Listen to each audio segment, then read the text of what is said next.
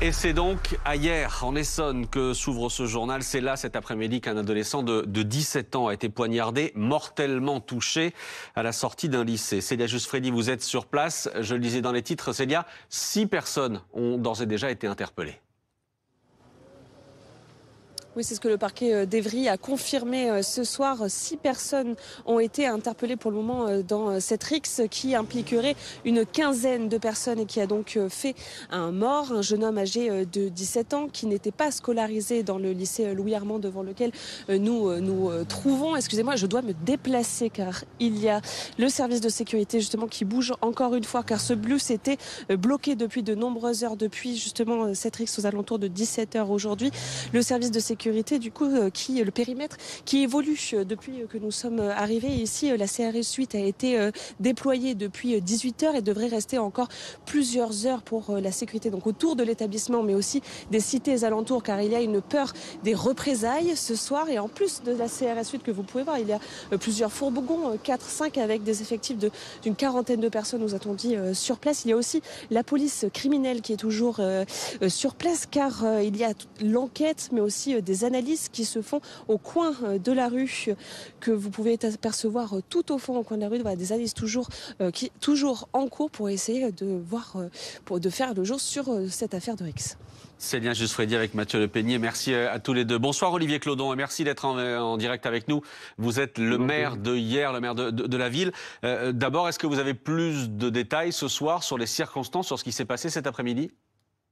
Écoutez, oui, j'étais sur place, bien sûr, dès que j'ai appris la nouvelle. Je viens de rejoindre mon bureau là pour pouvoir parler avec vous. Les informations que j'ai confirment ce que vient de dire votre reporter, à savoir que donc un jeune de 17 ans, un jeune mineur, 17 ans et demi, de la ville voisine de Brunoy a été poignardé devant le lycée Louis Armand, qui est un lycée professionnel de la ville de hier, lors d'une rixe qui a opposé effectivement une quinzaine de jeunes, a priori donc de hier et de Brunoy.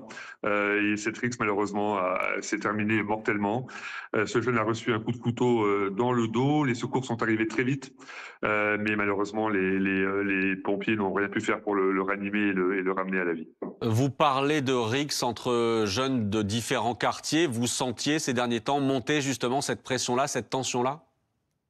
Bien sûr, pas du tout à ce point-là. Évidemment, la tension, il y en a toujours eu et ça fait des années qu'il y a des tensions entre les jeunes des différents quartiers de nos différentes villes, de notre communauté d'agglomération. Mais bien sûr que personne ne pouvait s'attendre au drame qui s'est produit en fin d'après-midi, qui nous endeuille tous et qui est une catastrophe pour notre territoire. On voyait le déploiement ce soir sur les images de nos reporters sur place, le déploiement de la CRS 8. Vous craignez ce soir ce que les jeunes appellent comme un match retour, c'est-à-dire une espèce de phénomène de revanche derrière ça ? Bien sûr, ce sont des termes que j'ai entendus tout à l'heure sur place. Je voudrais profiter de votre antenne, si vous le permettez, pour lancer un appel. On est effondrés tous par le drame qui s'est produit. Je voudrais vraiment solennellement demander aux jeunes de notre ville et des autres villes aux alentours de ne pas rajouter de drame au drame, de ne pas rajouter d'intolérable à l'intolérable, de ne pas rajouter de ce qui est un drame absolu, un enfant de 17 ans qui perd la vie, ça ne devrait pas arriver. Il faut que ça s'arrête là. Le drame est absolu pour nous tous et je supplie tous ceux qui m'entendent ce soir de garder leur calme, de laisser la police faire son enquête, d'arrêter celui ou celle qui a apporté les coups et de laisser la police faire son travail, mais surtout de ne pas faire de l'expédition punitive, de match retour comme vous le disiez à l'instant. C'est tout ce que je demande. Voilà, nous avons besoin nous sommes collectivement en deuil ce soir et j'appelle vraiment à l'apaisement le plus complet de la part de tout le monde. Votre appel est passé. Merci beaucoup, monsieur le maire. Merci d'avoir été en direct avec nous ce soir dans ce 20h BFM. Je voudrais qu'on écoute la réaction tout à l'heure du ministre de l'Intérieur, Bruno Retailleau, qui a réagi justement après la mort de cet adolescent de 17 ans. Aujourd'hui, il faut des peines courtes de prison. Dès qu'on a, par exemple, une incartade, un délit suffisamment grave, il faut des courtes peines de prison dans des prisons qui soient différenciées. Parce qu'on voit bien qu'il y a un ensauvagement des mineurs. S'il n'y a pas de sanctions aujourd'hui, il y a vraiment, pour certains mineurs, un sentiment d'impunité. Ce sentiment d'impunité, il faut le faire reculer. On ne le fera pas reculer avec de l'eau tiède. On le fera reculer précisément en changeant de politique pénale, avec des courtes peines, sans doute aussi en modifiant des comparaisons immédiates, en modifiant la règle de la minorité, de l'excuse de minorité, parce que sinon on n'y arrivera pas. Je pense que notre politique pénale des mineurs est trop laxiste.